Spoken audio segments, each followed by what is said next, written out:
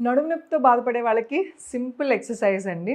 Back అనేది రకరకాలుగా, అంటే బ్యాక్ పెయిన్ అంటే అందరికీ ఒకలాగే ఉండదు. స్పైన్ అనేది 3 భాగాలుగా డివైడ్ అయ్యి ఉంటుందండి. మెడ భాగాన్ని సర్వైకల్ అంటాం, అంటే సర్వైకల్ స్పాండిలైటిస్ అని చెప్తారు కదా. సో ఇక్కడ ఏమన్నా ఇబ్బందిగా ఉన్నప్పుడు సర్వైకల్ ప్రాబ్లం వస్తుంది. మధ్య భాగాన్ని థొరాసిక్, కింద ఉన్నదాన్ని లంబార్ రీజియన్ అంటాం.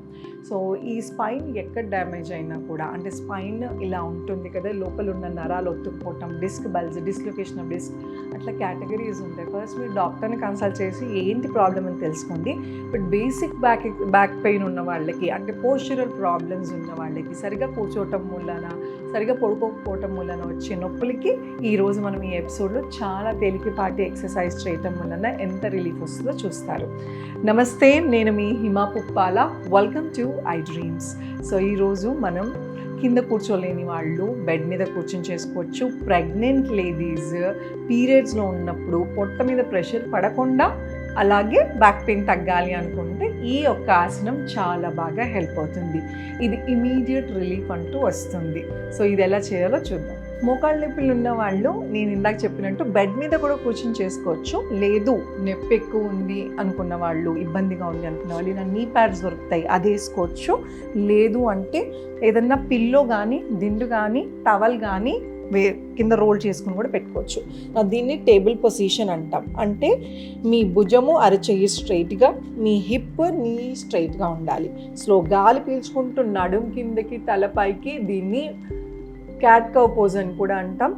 మార్జాలము అంటే పిల్లి మార్జరి ఆసనం కూడా అంటాం. గాలి పీల్చుకుంటూ బ్రీద్ ఇన్, నడుం కిందకి తలపైకి, breathe out, spine up, head down. Breathe in, spine down, chin up, నడుం కిందకి ఎంతవరకు వీలైతే అంతవరకు. Breathe out, spine up, head down. ఇప్పుడు గాలి పీల్చుకుని కింద కొంగి 10 seconds హోల్డ్ చేద్దాం. 1 2 3 4 5 6 7 8 9 10. స్లోగా పైకి. మీరు చేసేటప్పుడే కొంచెం నొప్పి ఇక్కడ తెలుస్తుంది, అంటే రిలీఫ్ వస్తుంది అని అర్థం. సో ఇది పొట్ట మీద ప్రెషర్ పడదు కాబట్టి చక్కగా ప్రెగ్నెంట్ లేడీస్ లాస్ట్ మంత్స్లో, అంటే డెలివరీకి దగ్గరికి వచ్చిన తర్వాత ఈ బేబీ వెయిట్ అనేది నడుము మీద పడి పెయిన్ ఎక్కువ వస్తుంది కాబట్టి మంచి రిలీఫ్ వస్తుంది. పీరియడ్స్లో ఉన్న వాళ్ళకి ఎవరికైనా కూడా ఇది చాలా సింపుల్గా చేసుకోవచ్చు. అండ్ నీ పెయిన్స్ ఉంది, కింద కూర్చోలేమనుకునే వాళ్ళు చక్కగా బెడ్ మీద కూర్చుని కూడా చేసుకోవచ్చు, లేదా ఇలా నీ ప్యాంట్స్ కూడా వేసుకోవచ్చు. రెండో ఆసనం భుజంగాసనం అండి. దీనికి మకరాసనం అంటాం. ఇలా బోర్లా తిరిగి పడుకోవాలి. ఇప్పుడు 2 కాళ్ళు దగ్గర తెచ్చుకోండి. చేతులు నడుము పక్కన, వైడ్ ఓపెన్ ద ఫింగర్స్, వేలను వైడ్ చేసి, షోల్డర్స్ని వైడ్ చేసి, స్లోగా గాలి పీల్చుకుంటూ ఎంతవరకు వస్తే అంతవరకు. ఎల్బోని కొంచెం, మోచేతిని కొంచెం ఉంచాము, షోల్డర్స్ని వైడ్ చేయండి. చాలామంది ఇక్కడ ఎక్కడ తప్పు చేస్తారంటే ఇలా భుజాలని లాగా చేస్తారు, స్ట్రగ్, లేదంటే చేతుల్ని స్ట్రైట్గా చేస్తారు. స్ట్రైట్గా చేస్తే ఇది ఊర్ధ్ముఖ శ్వానాసనం అవుతుంది.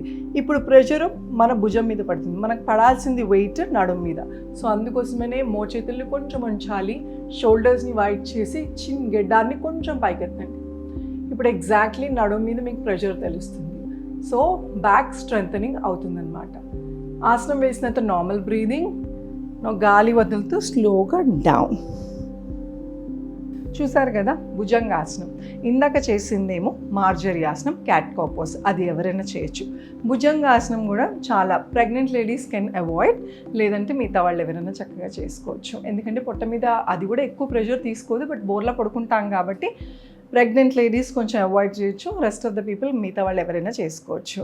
సో బ్యాక్ పెయిన్ అనేది నార్మల్ జనరల్ బ్యాక్ పెయిన్ అనేది పోస్చరల్ ప్రాబ్లం అండి, అదొక పెద్ద జబ్బు కాదు. సో సరిగ్గా కూర్చోకపోవటం మూలన, సరిగ్గా నుంచోకపోవటం మూలన, ఆర్ సరిగా పడుకోకపోవటం మూలన కూడా వస్తుంది. సో ఇప్పుడు నన్ను చూస్తే నేను బ్రిక్ మీద కూర్చున్నా, యోగా బ్రిక్ లేదా ఎత్తు. ఇదివరకు కాలంలో పీటలు వాడేవారు, తెలుసు కదా మనకి. సో ఆ పీటలు ఏం చేస్తాయంటే స్పైన్ ఇలా కొంచెం లిఫ్ట్ చేస్తాయి, కింద లుంబార్ రీజియన్, టెయిల్ బోన్ మీద ఎక్కువ వెయిట్ పడిపోకుండా నడుముని ఇట్లా లిఫ్ట్ చేస్తాయి. సో మనం కూర్చునేటప్పుడు ఎక్కువ ఇదివరకు సివియర్ బ్యాక్ పెయిన్ వచ్చేది కొన్ని డ్రైవింగ్ ఎక్కువ చేసే వాళ్ళకి, ఎక్కువసేపు నిలబడే వాళ్ళకి. ఇప్పుడంటే అందరికీ వచ్చేస్తుంది. ఎందుకు అంటే బిగ్గెస్ట్ రీజన్ మీ సోఫాస్, మీ కూర్చునే పద్ధతి, చైర్స్, సోఫా ఏం చేస్తుంది, కుషనింగ్ ఎక్కువ ఉంటుంది, మెత్తగా ఉండి కింద హిప్ అనేది ఇట్లా లోపలికి వెళ్ళిపోతుంది.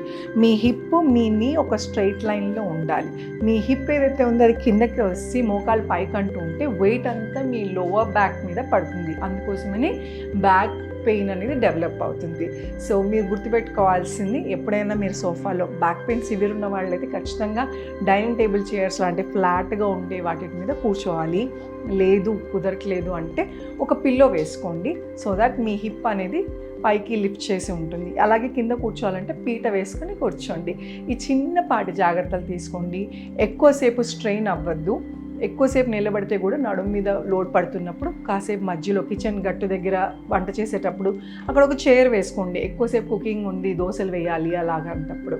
అలాగే బ్యాక్ పెయిన్ తగ్గటానికి ఒక హాట్ ప్యాక్ పెట్టడం వల్ల కూడా మజిల్స్ అనేవి చక్కగా రిలాక్స్ అయ్యి మీ బ్యాక్ పెయిన్ చాలా మటుకు తగ్గుతుంది. ఇలాంటి ఎన్నో టిప్స్ ఉన్నాయండి. బ్యాక్ పెయిన్ అంటే పెద్ద ఆసనాలు చేయలేము అని అనుకోక్కర్లేదు. చిన్నపాటి టిప్స్తో కూడా మనం బ్యాక్ పెయిన్ తగ్గించుకోవచ్చు. సో ఈ 2 చేసి చూడండి, ఖచ్చితంగా మీకు ఇమీడియట్ రిలీఫ్ అనేది దొరుకుతుంది. I hope you like it. Thank you so much. Me Hima Puppala.